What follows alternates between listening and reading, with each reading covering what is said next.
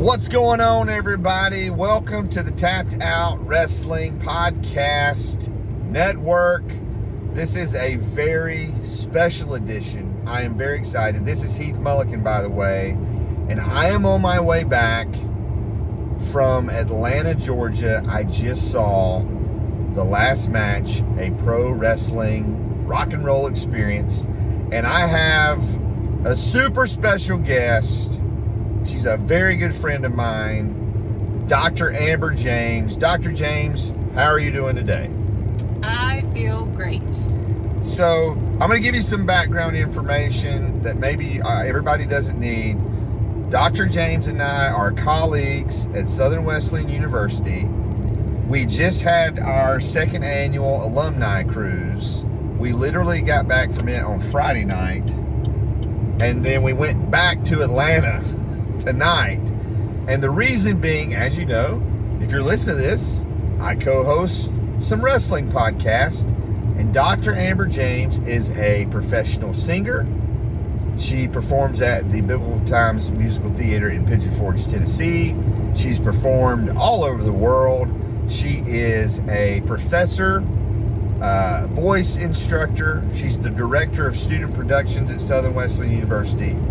And the goal was to have a podcast where you are going to get both perspectives from the musical aspect and from the wrestling aspect. And so, Dr. James, neither one of us really knew what to expect. That's correct. When you walked into the building and you see this wrestling ring, what is going through your mind when we arrived to the venue? Well, first of all, I've never been to a wrestling event. Yes. So I was really impressed with the ring. They had a stage behind it. It was obvious there was going to be a live band. So the atmosphere, it was really cool. They were playing awesome rock music in the background. So I was just excited to see something that I had never seen before. Yes. I did not know what to expect. We didn't know what the story was going to be about. So maybe we should lay that out first. So basically, this musical is about it's all fictional. It's a fictional wrestling promotion, fictional wrestlers, based on a 1989 fictional pay-per-view where you have a super fan, the ref, that's her name in the program. She is remembering watching this as a kid. And so you're looking back, and they're going through the whole pay-per-view of the matches, but the main storyline, the main angle, is that the champion, Ben Vengeance, is old and hurt. He's got bad neck injury, and he is going to lose the title to Alexander Swagger in the main event, who is like the dastardly heel, the British loudmouth or whatever. As a non-wrestling fan, Dr. James, how were you able to follow what was happening as far as between the wrestlers, the backstage segments? How did you follow all that? Well, I thought they actually did a really good job weaving the storytelling in with the matches, the music, advancing the story with some of the musical numbers. Was pleasantly surprised at the excellent vocals. The band was wonderful. They interacted. So even though I didn't know what to expect, I know what to expect when I go see a musical. So it was just like that. It just had the wrestling stuff and the interaction between the audience and the actors. There was a lot of improv. Like, you just never knew what an audience member will say or what chant will start, or even what the actors may say based off the audience reaction. So I followed the story really well. It was easy to follow. Yeah, and they used the ref as a narrator to explain things and to kind of give some of the backstory. One thing I really appreciated that is different about this musical than a normal musical is it was a wrestling crowd, so they were doing the chants and they were saying this is awesome, and they were booing and they were cheering, and I liked that there was freedom in the script, there was freedom with the band for the actors to react. Absolutely. That is probably what makes it great, because of the interaction. If the audience had been quiet, it wouldn't have made any sense. Right. So I feel like everybody showed up knowing what they were supposed to do. Yeah.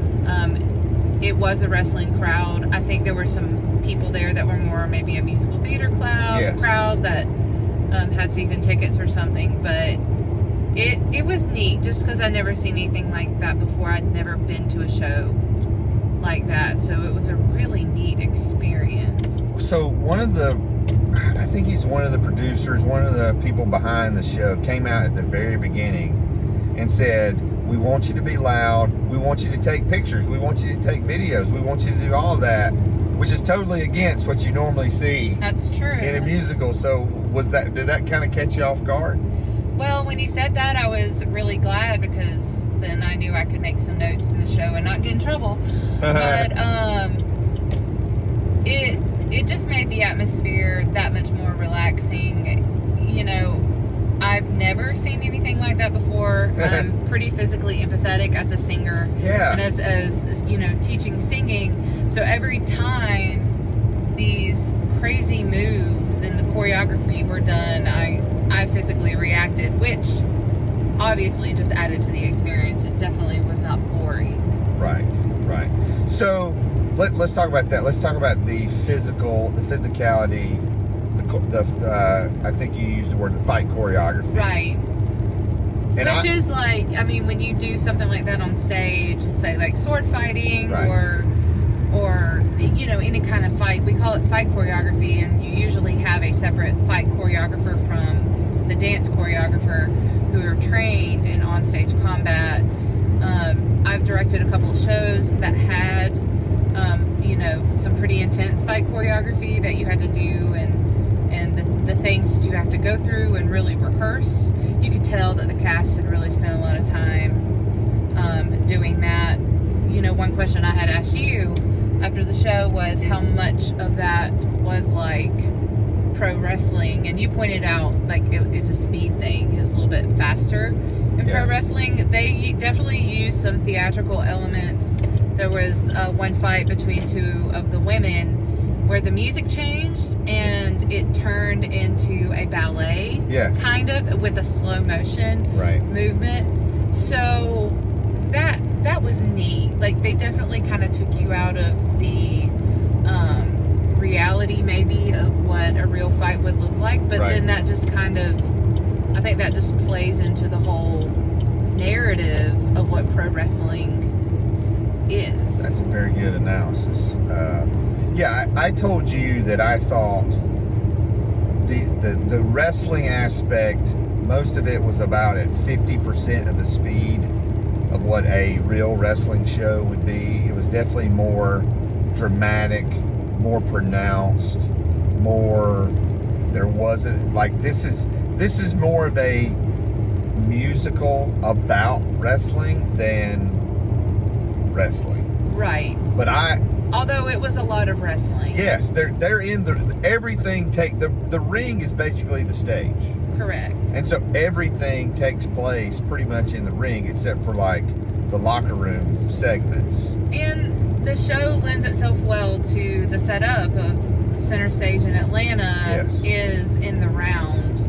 This was more of like a big semicircle because they had a stage behind the ring for the band and the two announcers that would always announce those coming out. I would assume that stage is removable so that the theater can be completely in the round. So that was neat. You definitely feel like you're more in the story instead of there being like a fourth wall between the audience and those on the stage. Yes. There's actually, I was thinking about it. If you are a wrestling fan listening to this, and I know a lot of our fans are from the Southeast, where we're at tonight is where MLW is going to be doing their Battle Riot on June the 1st. We've been looking at going to that. It's going to be streaming live on YouTube. But if you are a wrestling fan in the Southeast and you've never seen a wrestling show at Center Stage, I've seen multiple Ring of Honor TV tapings there. It's a unique place to watch a wrestling show, but also a unique place to watch a musical act. Let's talk about, you mentioned the singing. Yes.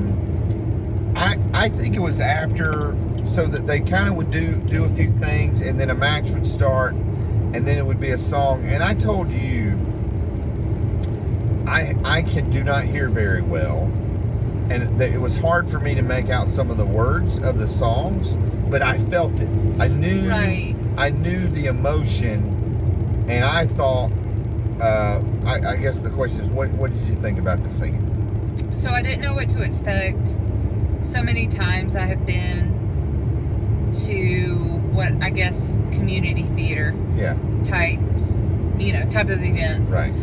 And you just don't know what you're going to get. And as soon as the ref started singing, she had a fantastic voice. Yes. Wonderful belter, very powerful.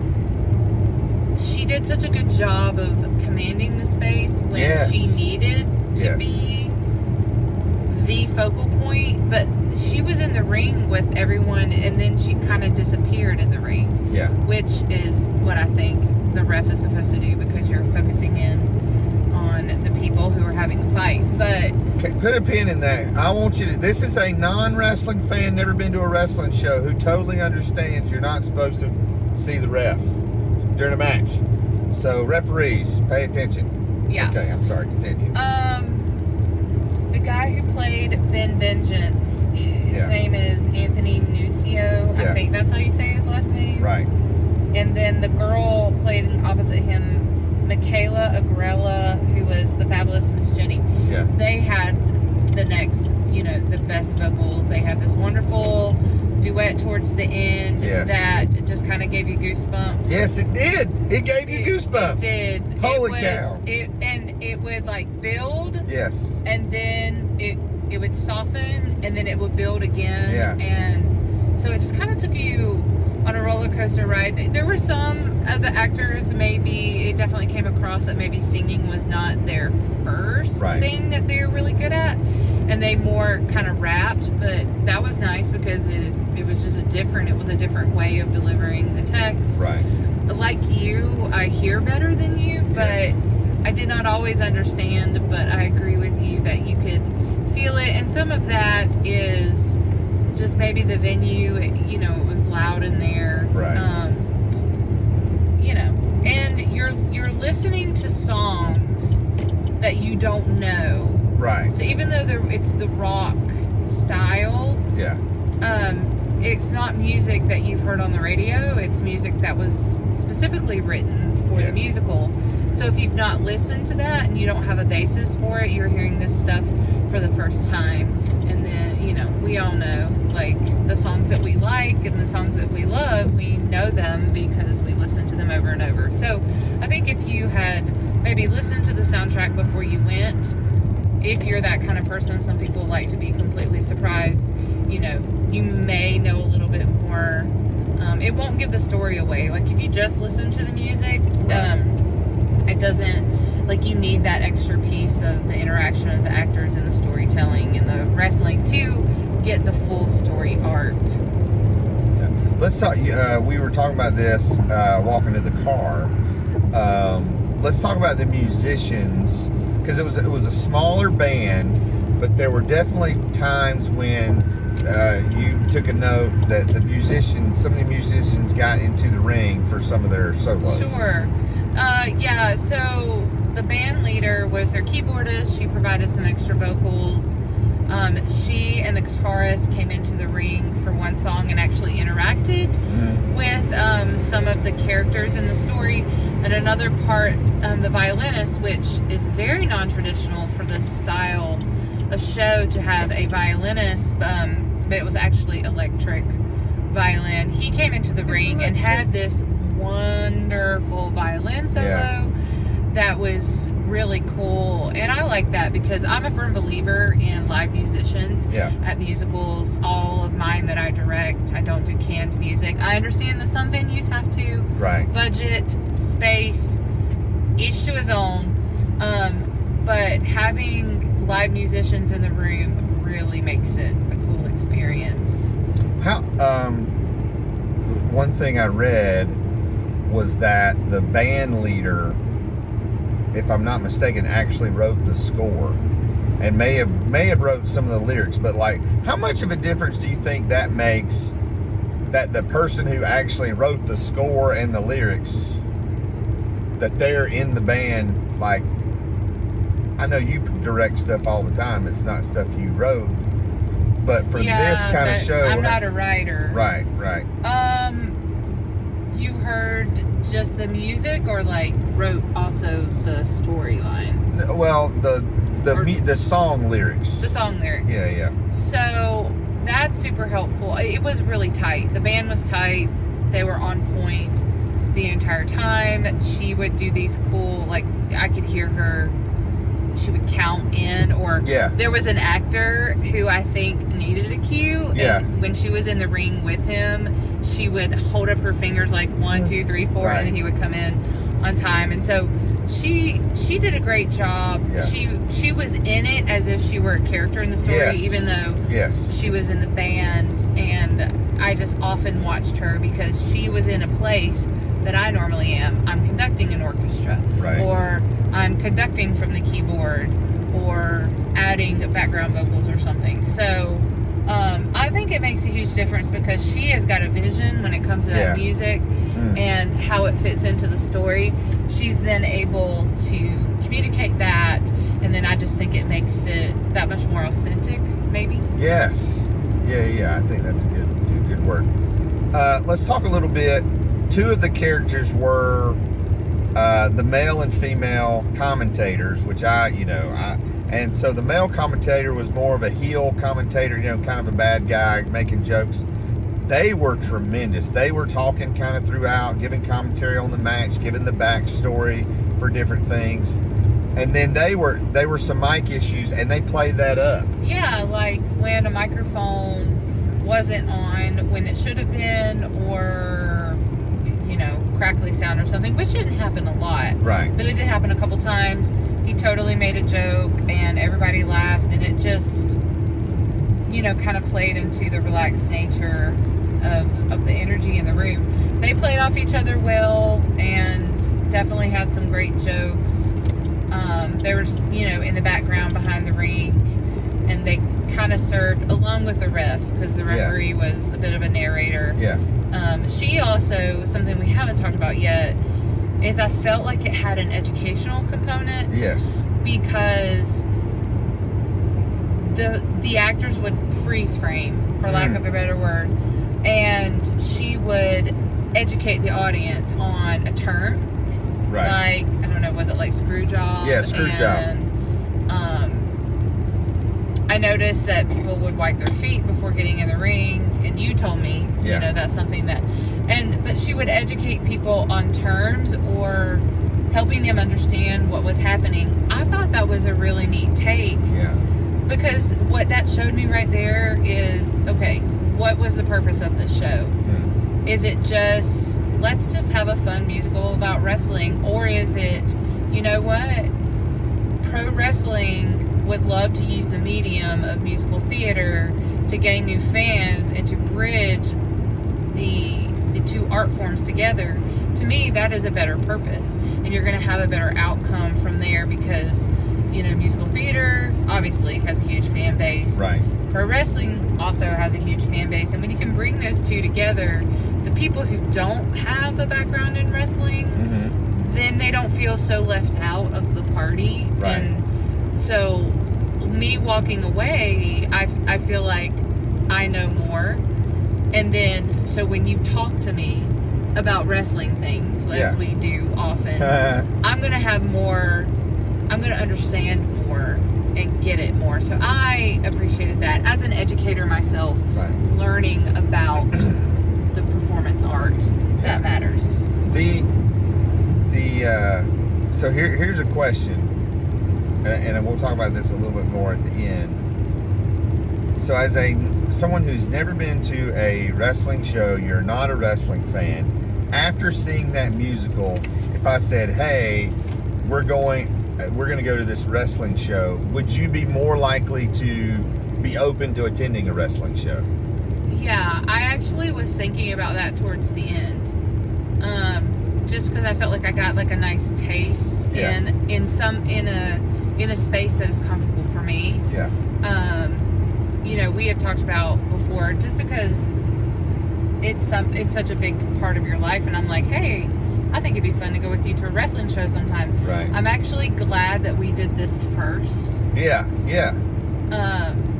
And yeah, I would totally go. I'm not sure how I feel about it, you know, after, but I did really enjoy, I guess, you know, I look at the fighting as like choreography. Yeah. And to me, it's really neat.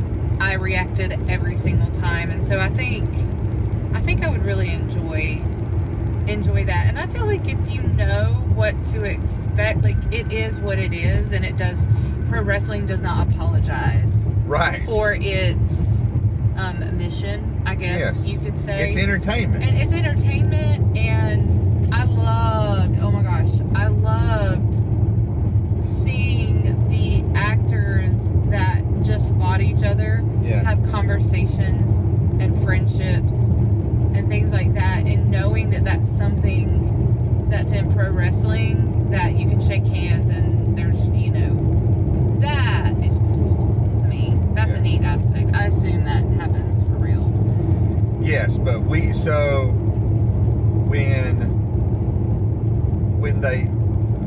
the fans technically aren't supposed to see that side. We call that exposing the business. Okay. But yes, that does happen.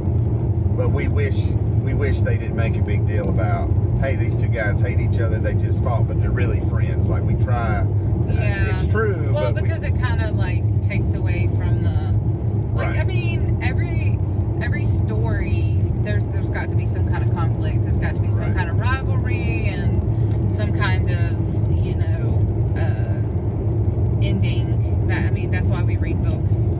So one thing you asked me was, how did you know who to cheer and who to boo? Yes, because I thought, in my mind, by the time we got towards the end and we were leading up to this big match between Ben Vengeance and what was it, Alexander Swagger? Yeah. The audience they were very into Ben Vengeance, and Swagger was like bad. Of course, his character was not the kindest person ever, so you could kind of pick up on the fact that he was not the one that you want to cheer for. But my thought was, wait, are these real names of pro wrestlers and people know who they are? But you told me no, and explained that the first one who comes out is the bad guy. Yeah. And the second one is the good guy, and that's how you know who to cheer for or who to boo for, unless it's you set a championship. Yeah. And then you can tell by the way they act, the way they dress, and that was one thing I really like. It was very clear to me as a wrestling fan, this guy's a heel, this guy's a baby face. And it was just great. People booed. There were cheers. There were chants. There was a what chant, and Alexander Swagger improv and said, "This match is in 1989. That chant hasn't been invented yet." And the crowd popped for that. Right. And I didn't know. Like, once I heard it happen once, I knew. I was like, "Oh, this is a thing." Yeah. But I wouldn't have known when would be an appropriate place to insert it. But you seem to know, and because you would start some of the chants yourself. Yes, I started several chants, and I would like full credit in the program for that. And when I go see Anastasia at Southern Wesleyan University next March, I plan on starting a "This Is Awesome" chant. I plan on I think we're doing clapping I think and- we're gonna have to talk about that a little bit later. We'll table that for now. A couple other things. So, again, there was a lot of things in here that if you're not a wrestling fan, so the guy in the show who's the boss, the owner of the company, when he comes out to his music very much based on Vince McMahon, his character very much, he does the Vince McMahon strut, he talks like Vince McMahon, is very good. But during the matches, during some of the songs, we talked about they had a screen that they were playing like animations, other than just like the wrestler entrance videos. It was like animations that were kind of helping tell the story. What did you think of that? I liked that. It's just, I love when shows use various forms of media. You know, I just directed Singing in the Rain at SWU this past March, and we used film. We had pre-filmed certain segments of the story that are told in like black and white movie. That was the first time I'd ever done anything like that before, and I learned a lot through that experience. So I think it just helps like draw people in, keep people's interest. You know, this show, you need to know there is no intermission. Right, yes. And it's 2.5 hours long. Yes. So go to the bathroom before you go in. But there really wasn't a place where I felt like you could put an intermission. They were advertising their merch that, you know, they have available for the show. Right. And the announcers did that, and I thought that was about to be intermission. I was like, yes. Nope, we continue on. One thing that I loved, there was a part where they called back to musicals. Like, there was a little bit from Wicked, Annie, Les Mis, I'm missing Phantom of the Opera.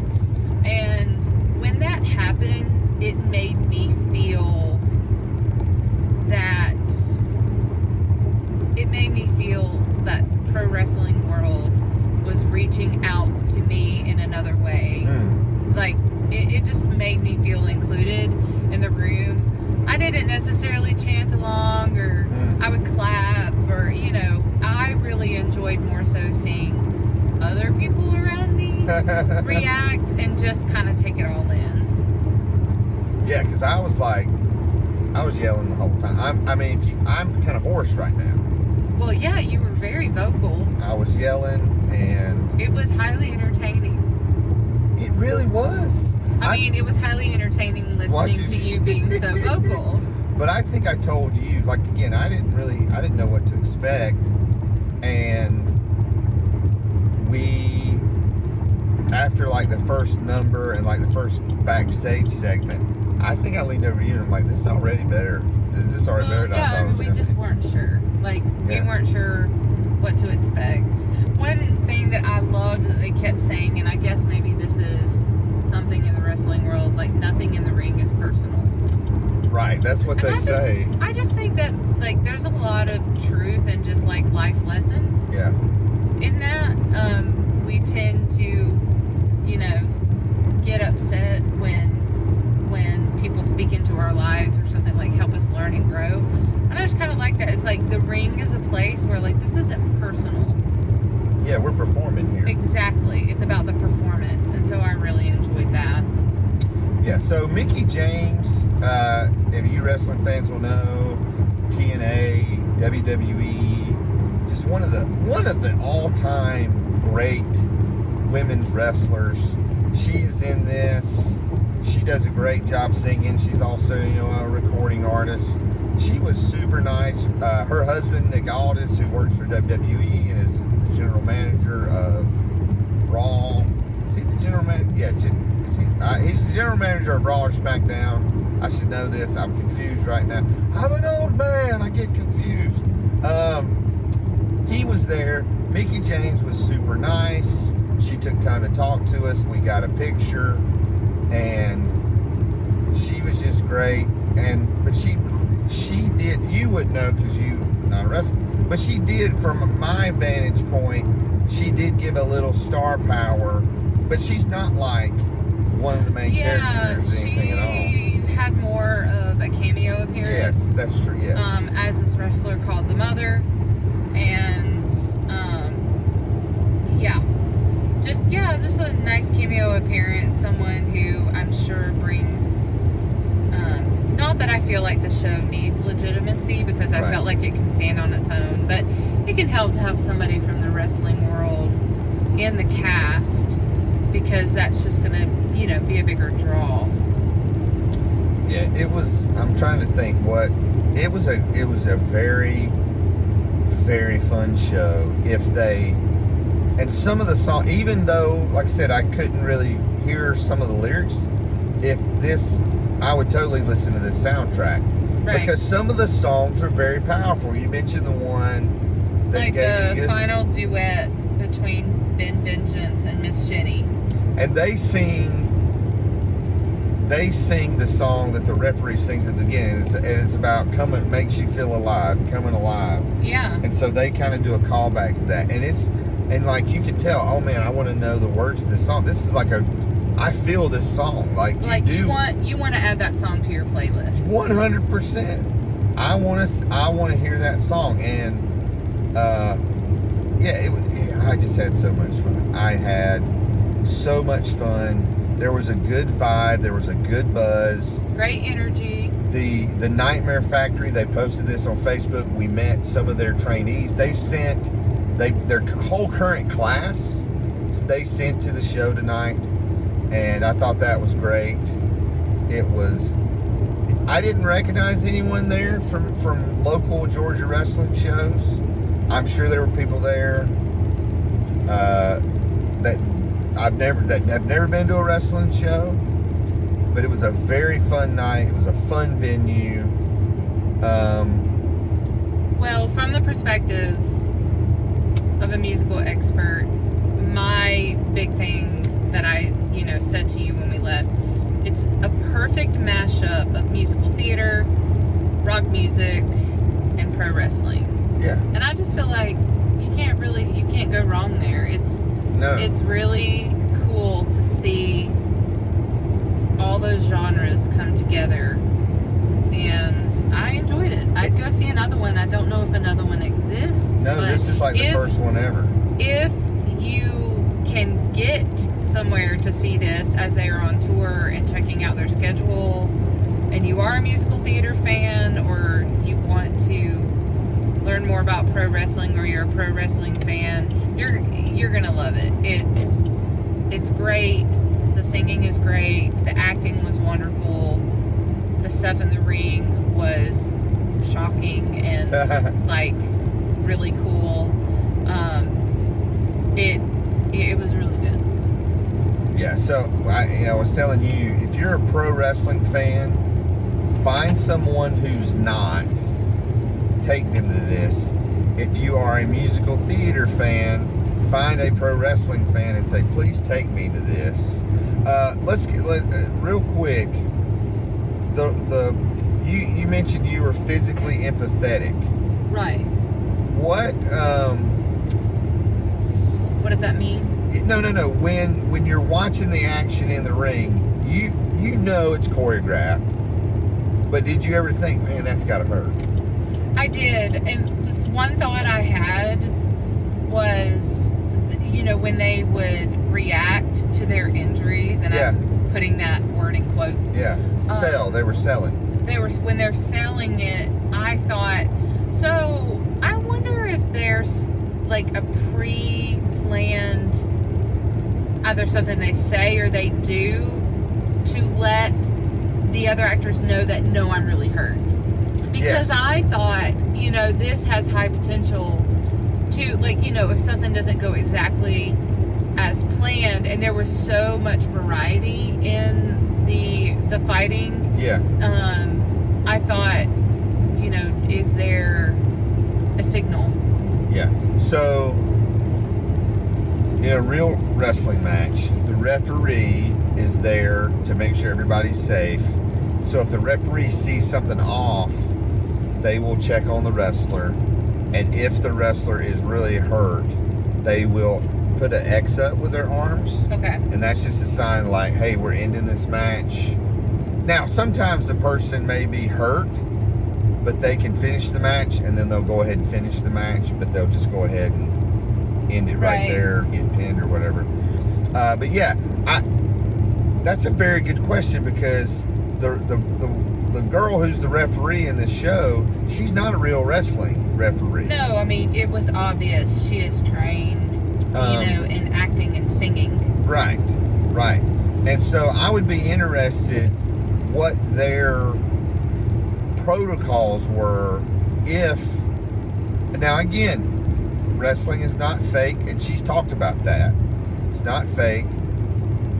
Anytime you're doing anything in a ring, you can get hurt. You can get hurt stepping into a ring. The ring is not a plaything. It is not a trampoline, as we were talking about. The ropes are thick cable. So I'm curious what their protocols were if someone actually did get hurt during the match. That can happen, at any point, even in just like a regular show.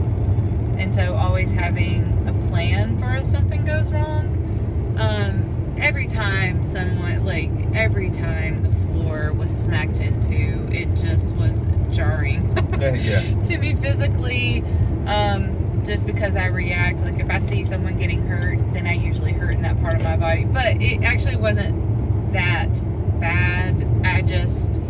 It just made it that much more dramatic for me as an audience member, just because I feel things so deeply when I hear someone sing. I can tell you exactly what they're doing wrong because I can feel in my body what is happening in theirs. And so if you are physically empathetic, that's kind of cool. I have so much more, not that I didn't have respect before, but I just didn't know anything about pro wrestling.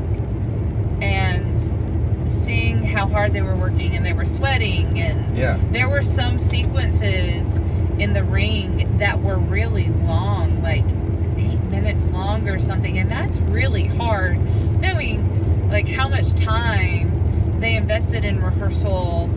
You have to learn that choreography first, slowly, and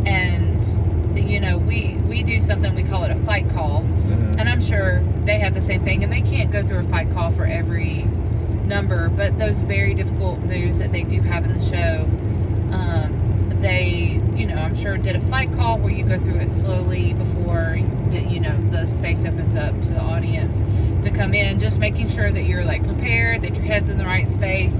So I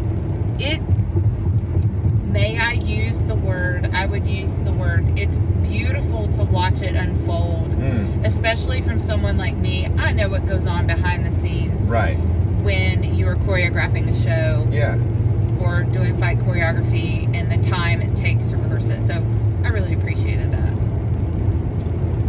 Well, it was very fun, and let's say someone listening to this is like, you know what, I'd like to see more musical theater or more shows. Southern Wesleyan, we do Showstopper Spectacular. It's going to be October 5th and 6th. 4th and 5th. 4th and 5th. I get the dates all mixed up. And then next March, we're doing Anastasia. So go to swoo.edu, click on that box office tab. There's a calendar.